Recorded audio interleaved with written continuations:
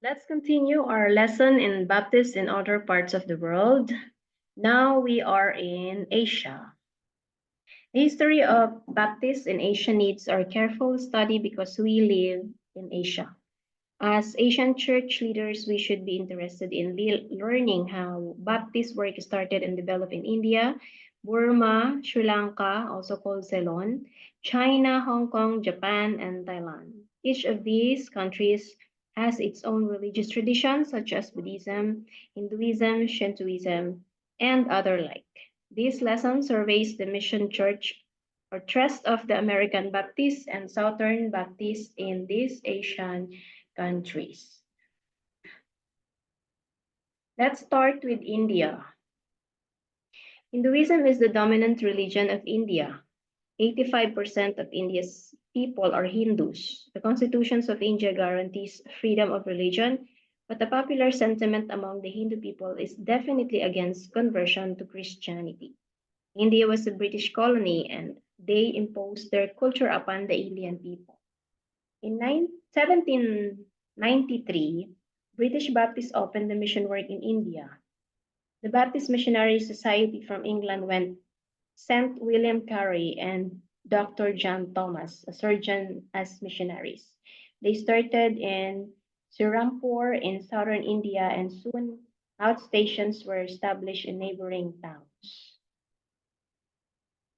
The mission work at first proved difficult, but the missionaries laid a foundation by developing strong public relations with the Indian government. In 1799, two additional missionaries arrived in India to reinforce the mission work. They were Joshua Marshman, and school teacher, and William Ward, a printer. At Srirampur, Carey, Marshman, and Ward had astonished the religious world by the extent and variety of their missionary labors. To support themselves in their many missionary activities, Carey accepted a post as professor of the Indian language in the college in Calcutta for officials of the East Indian Company, while Marshman and his wife kept a boarding school for European children who, in those days, could not easily be sent home for their education, while Ward made the mission press a profitable concern. On June 9, 1834, William Carey died after serving the Lord for 41 years on the mission field. He passed away quietly, but the foundations for subsequent missionary activities had been laid for others to build their mission works.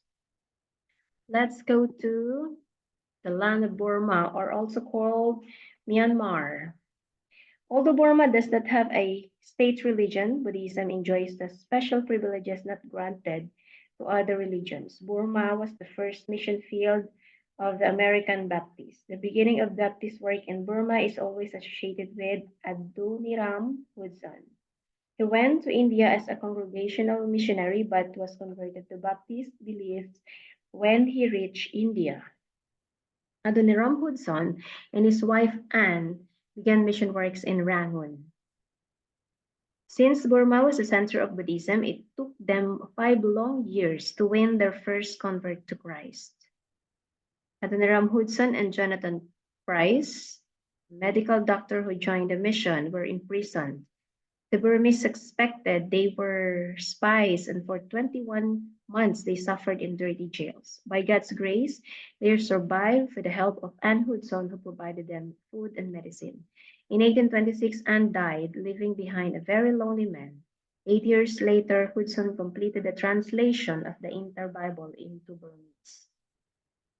Hudson worked among the Burmese, but the non-Burmese tribal groups responded more quickly to the gospel, where the Karens, the Kashans, and the Chins.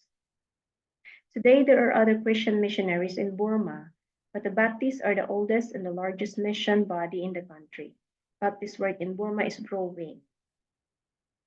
Let's go to Sri Lanka, or also called Ceylon. The Baptist work in Sri Lanka began this way. The Baptist Missionary Society of London St. James shattered to India to reinforce the Srirampur mission. already working since 1793. When he reached India, the government refused his entry, so he went to Burma. In April 1812, James Potter went to Ceylon, and there he established many churches. As a result, many people responded to the gospel, and by 1893 there were in Sri Lanka rather 44 pastors, 78 evangelists, 107 churches, and 924 members. Let's go to China. Long before the Baptists came to China, there was a Protestant mission who had come ahead of them to sow the gospel among the Chinese people. And these include the Anglicans, the Congregationalists, the Protestant Episcopal Church, and the Presbyterians. Robert Morrison, an Englishman, came to Canton on September 7, 1807, and he was the first Protestant missionary serving under London Missionary Society. In 1829, E.C. Bridgman a congregational missionary, came to China to supervise a Bible translation work. As Wells Williams established a printing press which provided gospel tracts and literature for the Chinese. In 1835, the Protestant Episcopal Church also sent out missionaries to China, and in 1837, the Presbyterian sent out missionaries to China and established chief stations in Canton and Shanghai. The first Southern Baptist missionary to China was J. Lewis Shaw. In 1835, the Triennial Convention, American Baptists appointed him missionary to China, arriving in Macau. The following years, Shaw won a few converts there, and in 1843, with the assistance of fellow missionaries, the First Baptist Church was organized in Hong Kong. The Southern Baptist missionaries served in China from 1846 to 1951. Since that time, no missionaries have been allowed to enter in China. The communists had been taking control of the country. At the close of the period, there was 392 churches in China with 123,000 members, with which Southern Baptist missionaries worked.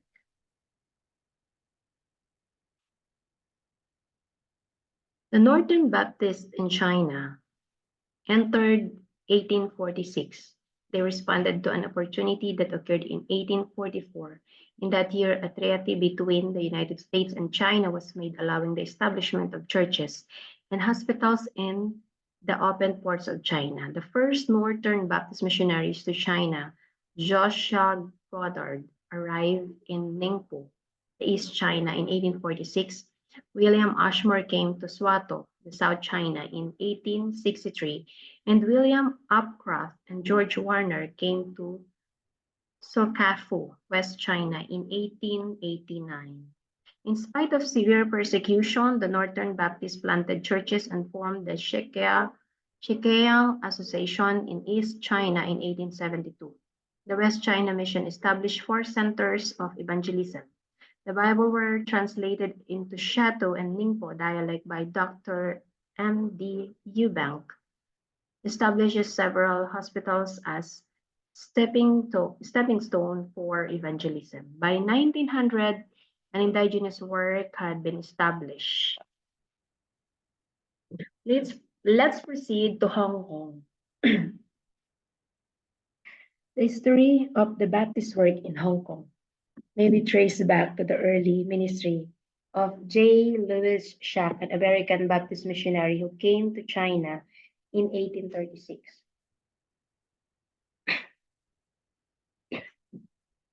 Upon his arrival in Hong Kong, he established the first Baptist church in that country in 1843.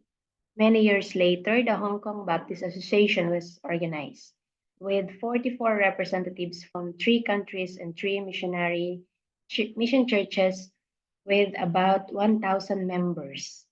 And in 1951, the Baptist Theological Seminary was organized. During 1970s, Hong Kong Baptist Convention sent out three Chinese missionaries to work among the Chinese in Malaysia, Singapore, and Vietnam.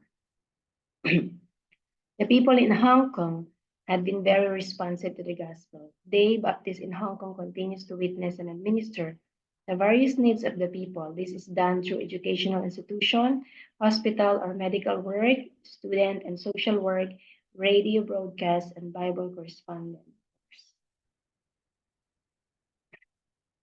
We are now in Japan. Baptist missions in Japan started in 1860 with the coming of Reverend Jonathan Goblet, an American Baptist missionary. 12 years later, Reverend Nathan Brown came to reinforce the mission and organize a Baptist church in Yokohama. The Southern Baptist missionaries came to Japan in 1889 and opened a station of Osaka, where a church was organized. What about Thailand? Buddhism is the state religion of Thailand. In 1960, there were 20,000 monasteries and temples housing of 170,000 monks. Every male citizen is expected to enter in Buddhism, order for 3 months training if he is to express patriotism or the love for one's country. It is very difficult to convert a Thai to Christianity because to change one's religion is considered treason or a traitor to one's country. Baptist work in Thailand began in 1833 with the coming of Reverend and Mrs. John Taylor Jones, American Baptist missionaries working in Burma. After their arrival in Bangkok, they worked among the Chinese there instead of witnessing to the Thais. 6 months later, Reverend Jones baptized 3 Chinese converts. Reverend Jones was a brilliant linguist. He mastered the Thai language and translated the New Testament into Thai, completing the project in 1843. Let's continue with Malaysia. The first Baptists who came to Malaysia were Chinese from Swato, China. 2 Chinese women, Tan Hee and Mrs. Oh Tiek, started the work in Malaysia in 1905. They were connected with the American Baptist Mission. Upon their arrival in Malaysia, they saw they needed to evangelize the land. In 1937, an evangelist from China came to Penang, Malaysia, and held evangelistic services. This resulted into the formation of the Penang Baptist Church, organized in October 21, 1938. By 1945, the church pulled the full-time pastor and the congregation grew rapidly. In 1950s, new mission points were opened through the initiative of the 3 women, Mrs. Casey Tan, Mrs. Lun Yok Fen, and Mrs. Wang Shun Lotak. They had come from China and felt the need for a Baptist witness in Kuala Lumpur. In October 1950, Miss Laura Clement came to Singapore in response to the request of Cantonese-speaking Baptist Church there. This marked the beginning of the Southern Baptist mission work in Malaysia. All of this work was made possible through the assistance of Baker James Coulson, Foreign Mission Board Secretary for the Orient. He met and discussed with Baptists in Singapore about new mission possibilities in Malaysia because mainland China closed its door to mission work. Southern Baptists began a cooperative venture in the ministerial training of potential church leaders in East Malaysia. The Bible School was opened in 1952, which was upgraded into a seminary for the following year. In 1970, it has produced several graduates to work into the churches. Let's go to Singapore. In 1905, the American Baptists, or the American Northern Baptists, entered Singapore from Shatto, China. Some of their people migrated to Singapore and began a fellowship that welcomed other Christians from different denominations. On December 5, 1937, the First Baptist Church of Singapore was constituted. It was known as the Overseas Baptist Church of Singapore. 1941, the Second World War broke out. It naturally affected the Baptist work in Singapore. However, Baptists continued to worship even though they lacked adequate pastor leadership. The Southern Baptist mission work in Singapore began in October 1950 with the coming of Miss Laura Clement. She came to Singapore because the young Cantonese-speaking Baptist church there requested a missionary come and assist them in their work. In addition, missionaries who had served in China came to Singapore to reinforce the work, and they were Jesse Green, Eugene Hill, and Louis Hill. With their coming, several mission points were started. They used various methods of evangelism, such as open air, street preaching, gospel tract distribution, and film showing. The Baptist work in Singapore developed slowly because of two factors. First one is the materialism. There are 3 out of 10 persons in Singapore are considered free thinkers, whose gods are material things of society. Second one is the competition from other Asian religions such as Buddhism, Islam, Hinduism, Taoism, and others. 40% of Singaporean population is Buddhist, 15% is Muslim, 7% is Hindu, and about 11% of the population of 2.6 million are normally or nominally Christian. Let's go to the Indonesian country. Indonesia consists of 4 large islands, Sumatra, Java, Borneo, and Celebes, plus 3,000 small islands. Its constitution provides for freedom of religion, but it is not easy for missionaries to enter the country because Islam is the religion of about 90% of the people. 1951, the Southern Baptist missionaries from China came to Indonesia. The first Southern Baptist missionaries to serve in Indonesia were Stockwell B. Sears, W. Barron Johnson, and Charles P. Cowherd. They opened work in Jakarta, and after 11 months, the first converts were baptized in November 23, 1952. Their Indonesian approach to evangelism, and that is the priesthood of every believer, establishing thousands of house churches, phasing out of subsidies to pastors, missionaries, professors, develop the leadership training program. Missionaries build up Christians and turn to minister to others and setting up a new mission structure.